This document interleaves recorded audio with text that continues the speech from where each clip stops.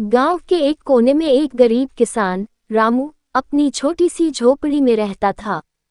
रामू के पास बहुत ज्यादा जमीन नहीं थी, बस थोड़ी सी खेती के लिए, जिससे वह और उसका परिवार मुश्किल से गुजर बसर कर पाते थे। उसकी झोपड़ी बहुत साधारण थी, कच्ची मिट्टी की दीवारें और सूखी घास से बनी छत। बारिश के दिनों में छत से पानी टपकता था और सर्दियों में ठंडी हवाएं झोपड़ी के अंदर आ जाती थीं। रामू और उसकी पत्नी सुमन दोनों ही मेहनती थे।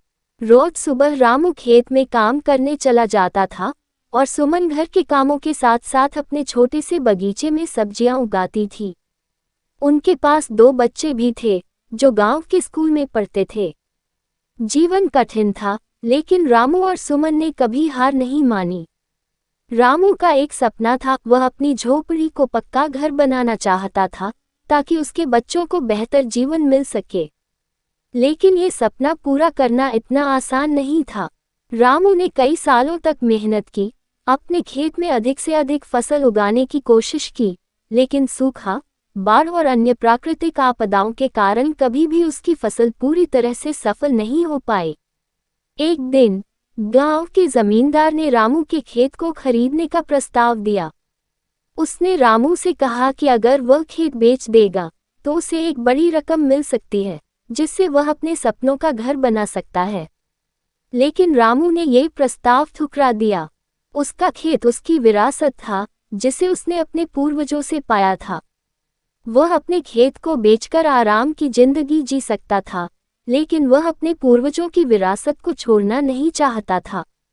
रामू की मेहनत और ईमानदारी की पूरे गांव में चर्चा होती थी। गांव के लोग उसका सम्मान करते थे।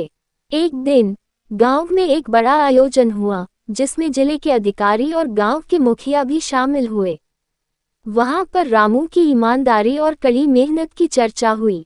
अधिकारी ने रामू को सम्मानित किया और उसकी कहानी सुनकर उसे सरकारी योजना के तहत मदद देने का वादा किया। कुछ महीनों बाद रामू को सरकारी योजना के तहत एक छोटा सा कर्ज मिला, जिससे उसने अपने खेत में नई तकनीकों का प्रयोग किया। उसकी फसलें अब अच्छी होने लगी और उसका परिवार खुशहाल हो गया। कुछ वर्षों की कड़ी मेहनत और समर्पण के बाद रामू ने अपने सपनों का पक्का घर बना लिया। अब रामू का परिवार उस पक्के घर में रहता था, लेकिन वह अपनी पुरानी झोपड़ी को नहीं भूला।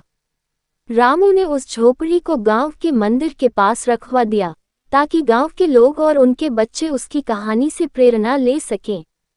झोपड़ी अब रामू के संघर्ष, मेहनत और ईमानदारी की प्रतीक बन गई थी। रामू ने अपने बच्चों को यही सिखाया कि मेहनत और ईमानदारी से हर सपना पूरा किया जा सकता है। उसकी कहानी अब गांव के हर बच्चे को सुनाई जाती थी, ताकि वे भी जीवन में संघर्ष करते हुए अपने लक्ष्यों को हासिल कर सकें। गरीब किसान की यह कहानी हमें सिखाती है कि जीवन में कठिनाइयां चाहे जितनी भी हों, लेकिन अगर इंसान के पास दृढ़ संकल्प और मेहनत करने की इच्छा हो, तो वह हर बाधा को पार कर सकता है और अपने सपनों को सच कर सकता है।